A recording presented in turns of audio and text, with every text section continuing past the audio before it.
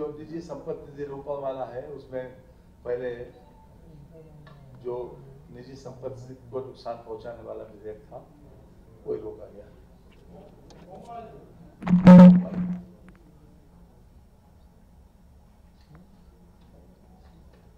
ये बाकी फाइनेंस विभाग का एक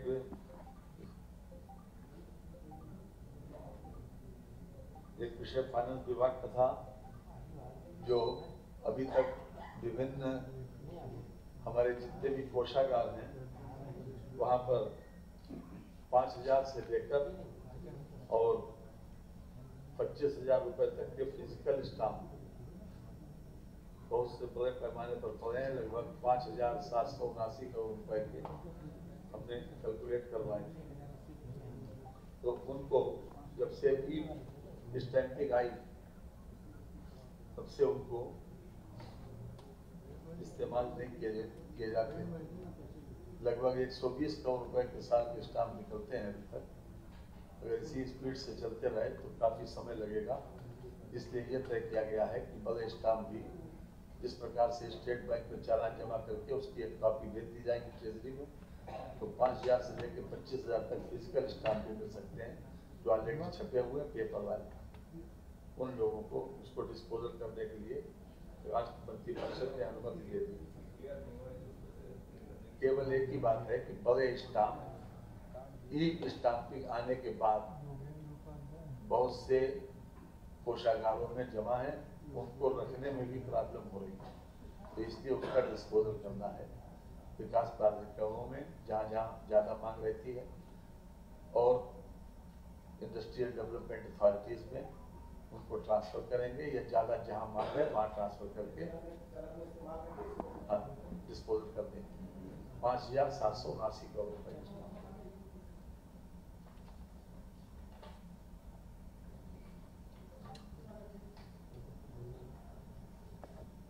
ये परिवहन विभाग के दो हैं। परिवहन विभाग में एक तो 5 स्टेशन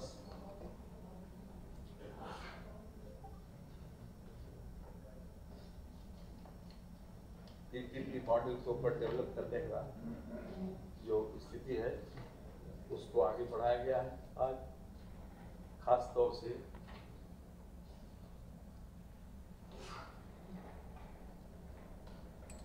बस अड्डे अच्छे हों, आकर्षक हों, उसमें सभी सुविधाएं दी जाए।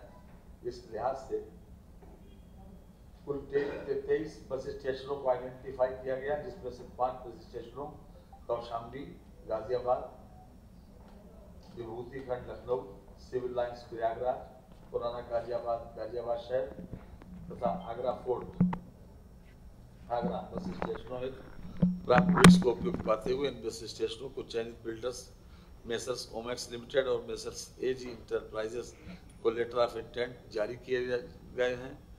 इनको अच्छा बस अड्डा बनाने के लिए इनको लेटर ऑफ इंटेंट जारी कर दिया गया, ताकि सभी पूरे अच्छी सुविधायुक्त बस अड्डे को ये निर्माण करवाएंगे। इसके साथ ही इसी परिवहन विभाग का एक दूसरा विषय है कि 15 वर्ष की आयु पूर्ण कर चुके निष्प्रयोज्य वाहनों के मूल्यांकन एवं नीलामी प्रक्रिया को निर्धारण किए जाने के संबंध में, यानी जो वाहन सरकारी गाड़ियों को निष्प्रयोज्य घोषित करने का मापदंड इस शासनादेश में दिया है। सरकारी विभागों को निष्प्रयोज्य गाड़ियों को नीलामी विषयक शासनादेश, यद्यपि यह शासनादेश 2002 का है, इस 15 साल पुरानी गाड़ियों को निष्प्रयोज्य घोषित करके उनको नीलाम कर दिया जाए, लेकिन आज उसके जो नोशंस हैं वो जारी किए जा रहे हैं।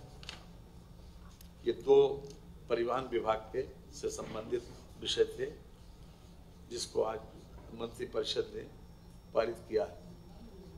इसके साथ ही चिल्ला रेगुलेटर दिल्ली निकट मयूर विहार सेक्टर 14A से MP3 road Mahamaya flyover Noida को जोड़ने वाला शाहदरा ड्रेन के किनारे रोड के कार्य प्रस्तावित परियोजना वित्तीय स्वीकृत पर अनुमोदन, ये भी विषय आज 6 लेन एलिवेटेड रोड 5.96 किलोमीटर है। चिल्ला रेगुलेटर दिल्ली निकट मयूर विहार सेक्टर 14A से MP3 road Mahamaya flyover Noida को जोड़ने वाला शाहदरा ड्रेन के किनारे रोड के कार्य का जो विषय था वो भी आज मंत्री परिषद ने क्लियर कर दिया। ये इस 393 करोड़ 65,91,000 रुपए का इसमें प्राविधान किया गया है। इसमें स्पेशल असिस्टेंस जो स्टेट्स के लिए क्वांटिफाई की गई थी वर्ष 2023-24 में, उसके तहत 50% पैसा दिया जाएगा और 50% पैसा जो है तो नोएडा अथॉरिटी के द्वारा दिया जाएगा। ये इस प्रकार से ये एलिवेटेड रोड बनेगा। इस एलिवेटेड रोड के निर्माण में अक्षरधाम, मयूर विहार, नोएडा, परी चौक, कालिंदी कुंज, सरिता विहार तक आने जाने वाले जाम की समस्या से जनमानस को मुक्ति मिलेगी।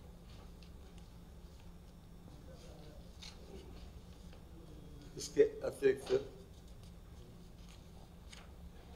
उत्तर प्रदेश रक्षा तथा एरोस्पेस इकाई एवं रोजगार प्रोत्साहन नीति 2018 एवं उत्तर प्रदेश रक्षा एरोस्पेस इकाई रोजगार प्रोत्साहन नीति 2019 को इस प्रकार से जो आज ये विषय मंत्रिमंडल के समक्ष आया था कि उत्तर प्रदेश रक्षा तथा एरोस्पेस इकाई एवं रोजगार प्रोत्साहन नीति 2018 एवं उत्तर प्रदेश रक्षा तथा एरोस्पेस इकाई एवं रोजगार प्रोत्साहन नीति 2019 के प्रस्ताव 11.8 में संशोधन प्रस्तावित है। उक्त विद्यमान प्रस्ताव में भूमि क्रय एवं देय स्टाम्प ड्यूटी में 100% छूट अनुमन्य है। प्रस्तावित संशोधन में भूमि क्रय के साथ साथ पट्टा विलेख पर भी उक्त छूट अनुमन्य की गई है, जो कि भूतलक्षी प्रभाव से लागू है, यानी विद रेट्रोस्पेक्टिव इफेक्ट जो है ये अपना प्रभाव रखेगी। इसके साथ ही हमने माध्यमिक विद्यालयों में जो अभी तक जीर्ण विद्यालय हो गए थे, पिछले वर्ष एक पॉलिसी आई थी कि 50% पैसा सरकार देगी और 50% पैसा अगर प्रबंध तंत्र लगाए तो इनकी बिल्डिंग को ठीक किया जा सकता है, इनकी बिल्डिंग को दुरुस्त किया जा सकता है, रिपेयर किया जा सकता है और इनकी बिल्डिंग को अच्छा बनाया जा सकता है। लेकिन उसमें लोगों ने रुचि नहीं दिखाई, तो इस बार ये किया है कि 75 और 25 का अनुपात रखा है कि 75% पैसा सरकार देगी और 25% पैसा निजी प्रबंध तंत्र व्यवस्था करें। और ये 25% पैसा निजी प्रबंध तंत्र सांसद निधि से, विधायक निधि से व्यवस्था कर सकते हैं। अर्थात जो पुराने भवन हैं वो जीर्ण हो गए विद्यालयों के, उनको दुरुस्त करने के लिए, उनको रिपेयर करने के लिए, उनको सेटराइट करने के लिए ये नीति सरकार लाई है। और मैं समझता हूँ कि सबसे पहले जो 75 साल पुराने हैं विद्यालय उनको टेकअप किया जाएगा और शनै उसके बाद 50 साल वाले, उसके बाद फिर 40 साल, फिर 30 साल तक जो जिन विद्यालयों की स्थिति बहुत ज़्यादा जीर्ण है उनके लिए ये चाहे वो छत या फर्श मरम्मत हो या पुनर्निर्माण हो, बालक बालिकाओं के लिए पृथक शौचालय हो, मरम्मत, पुनर्निर्माण, मल्टीपर्पज हॉल, इन सभी कामों में ये पैसा इस्तेमाल हो सकता है। इसमें 40-40-20 के अनुपात से सरकार देगी और बाकी पैसा जो है, जैसा कि मैंने बताया कि 25% या तो मैनेजमेंट स्वयं लगाए, CSR से भी लगा सकते हैं या फिर विधायक निधि, सांसद निधि से भी ले सकते हैं। तो ये विद्यालयों के जीर्णोद्धार, भवनों के जीर्णोद्धार के लिए ये विशेष रूप से ये प्रस्ताव आज लाया है मंत्री परिषद के द्वारा, इसको अनुमोदित कर दिया गया। इसके अलावा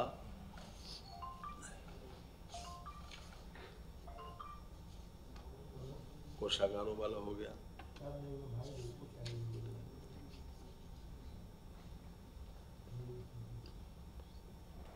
ये फसल बीमा योजना, इसमें कुछ संशोधन हुए हैं, ये हम आपको दिए भी दे रहे हैं।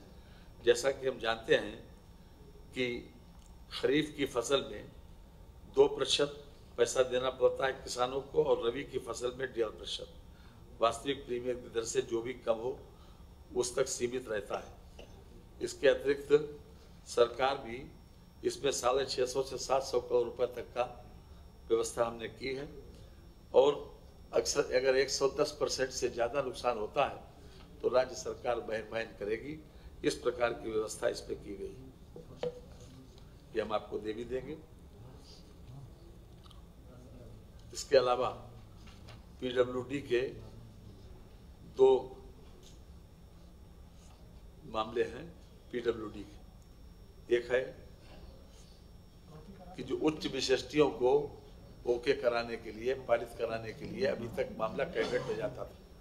वैसे कैबिनेट में 200 करोड़ रुपए से ऊपर के प्रस्ताव जाते हैं, लेकिन अगर किसी क्षेत्र में उच्च विशिष्टियाँ शामिल हैं, किसी में मार्बल लगना है या किसी में लकड़ी बेहतर लगना है, किसी में और ज़्यादा विशिष्टियों की बात अगर आती है, फर्श की बात आती है या रूफ की बात आती है, तो अभी तक कैबिनेट जाना पड़ता था। तो अब कैबिनेट में न जाकर एक समिति बन गई है, मुख्य सचिव उत्तर प्रदेश शासन की अध्यक्षता में। इसमें अपर मुख्य सचिव वित्त, अपर मुख्य सचिव नियोजन, न्याय, लोक निर्माण विभाग के सचिव, ये इनकी समिति बन गई है। अगर इसमें इनके माध्यम से अगर वो विशिष्टियों को ओके किया जाता है तो वो पारित मान लिया जाएगा। ये विशेष रूप से ये व्यवस्था आज कैबिनेट ने पास कर दी, तो उच्च विशिष्टियों के लिए अब कैबिनेट में नहीं जाना पड़ेगा।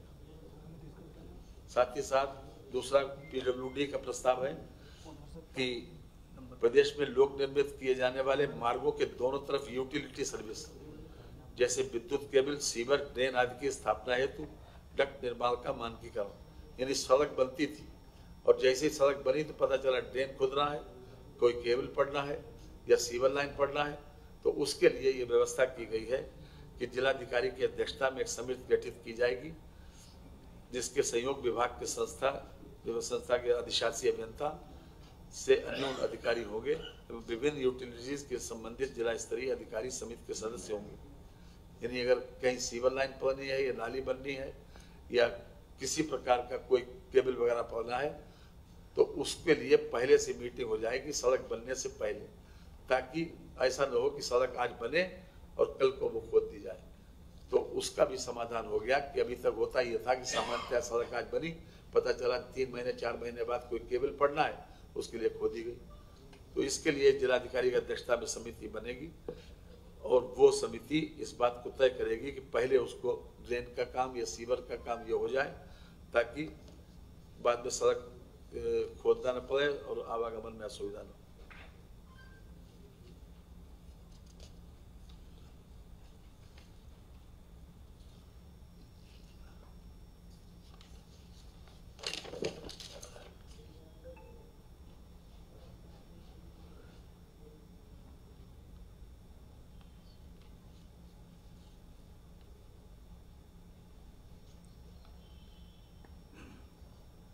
हाँ जी, एक मुख्तारनामे के ऊपर है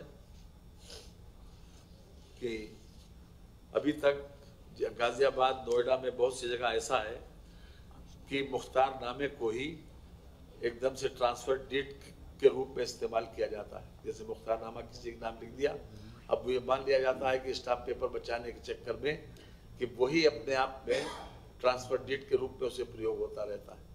तो उसके संबंध में सहयोग आया कि अगर ब्लड रिलेशंस को छोड़कर किसी अन्य को मुख्तारनामा दिया गया तो उसके लिए व्यवस्था की गई है कैबिनेट में उसमें कि उसमें पूरा स्टाम्प शुल्क देना पड़ेगा कि अगर 50 रुपए में काम नहीं चलेगा, 50 रुपए मुख्तारनामा देकर जो सेल डीड का ही जो एक प्रतिरूप मान लिया जाता था उसको समाप्त करने की व्यवस्था की गई। यह 19 सरकारी नीलाम वाला हो चुका है।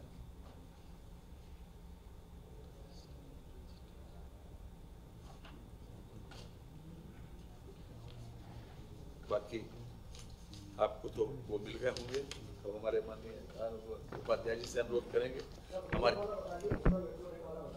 जी होटल वाला। एक मिनट रुकिए, अच्छा बता दें। 22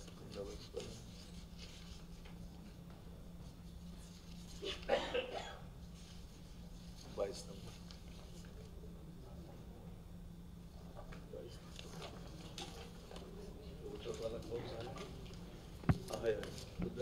एडिशनल एजेंडे में आया।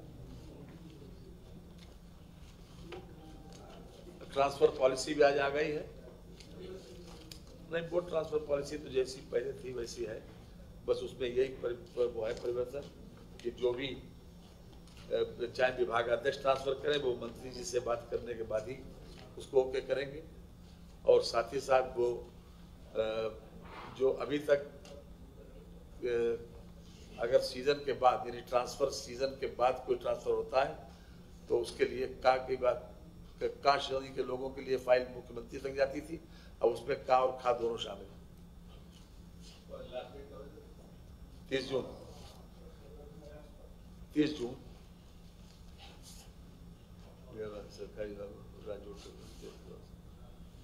हाँ जी, ये केवल सुरक्षा और आइडेंटिफिकेशन के लिए है कि होटल का प्रॉपरली पंजीकरण हो या गेस्ट हाउस का, और जो भी लोग उसमें ठहरे, चाहे वो पेइंग गेस्ट के रूप में ठहरे, चाहे वो गेस्ट हाउस में या जाके बैठे ठहरे, तो उन लोगों को बाकायदा आइडेंटिफिकेशन केवल सुरक्षा की दृष्टि से ये देखा गया है, इसकी आवश्यकता महसूस की गई, तो सुरक्षा की दृष्टि से ये व्यवस्था लागू की गई कि उनका आइडेंटिफिकेशन जरूर।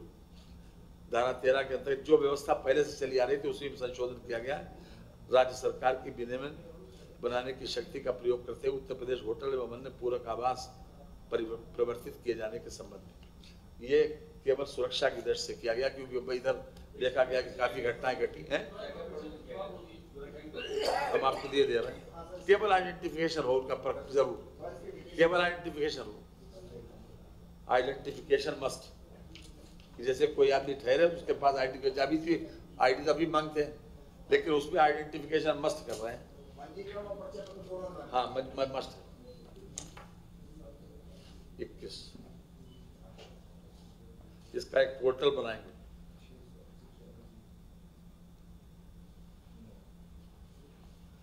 पहले अगर कोई आदमी इसका उल्लंघन करता है तो पहले फाइन होगा, और अगर उसके बाद भी उल्लंघन होता है तो उसका लाइसेंस कैंसिल होगा।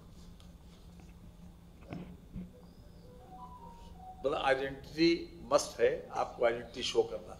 अगर कोई आदमी इसका मतलब दुरुपयोग करता है तो उसको फाइन का भी प्रोविजन किया है और उसमें लाइसेंस कैंसिलेशन का प्रोविजन किया है।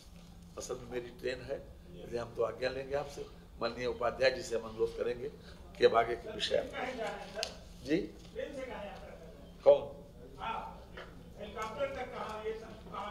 इसलिए कि आप नहीं कर रहे हैं।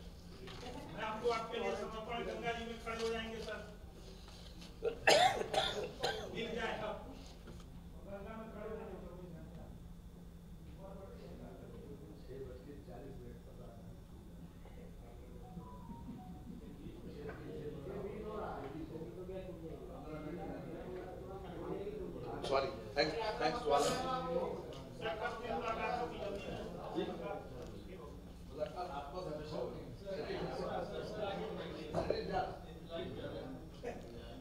उत्तर प्रदेश निजी विश्वविद्यालय अधिनियम 2019 के अंतर्गत उत्तर प्रदेश में निजी विश्वविद्यालय स्थापना के लिए प्रावधान है और आशय पत्र निर्गत किए जाते हैं पहले, फिर एलओपी यानी स्थापना हेतु अनुमति। तो आज केएम विश्वविद्यालय Mathura, major SD Singh university Fatehgarh Farrukhabad,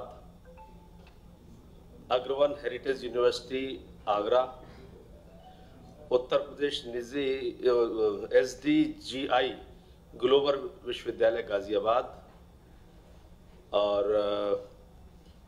विद्या विश्वविद्यालय मेरठ, इनको स्थापना हेतु आज अनुमति दे दी मंत्रिपरिषद ने। और एक विश्वविद्यालय महावीर यूनिवर्सिटी को आशय पत्र निर्गत करने के लिए अनुमति दे दी गई है।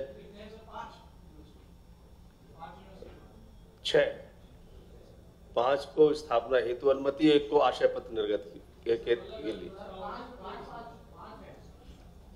फिर रिपीट कर देता हूं, केएम विश्वविद्यालय मथुरा, एसडी सिंह यूनिवर्सिटी फतेहगढ़ यानी Farrukhabad, Agrawan heritage university Agra, SDGI global विश्वविद्यालय गाजियाबाद, विद्या विश्वविद्यालय मेरठ, इनको तो स्थापना हेतु अनुमति मिली है और महावीर यूनिवर्सिटी मेरठ को आशय पत्र निर्गत किया गया है। प्रावधान ये है कि इस जो मैंने अधिनियम बताया 2019 उत्तर प्रदेश निजी विश्वविद्यालय अधिनियम 2019 के अंतर्गत हम लोग आशय पत्र निर्गत करते हैं, जो ये फॉर्मेलिटीज पूरी हो जाती हैं।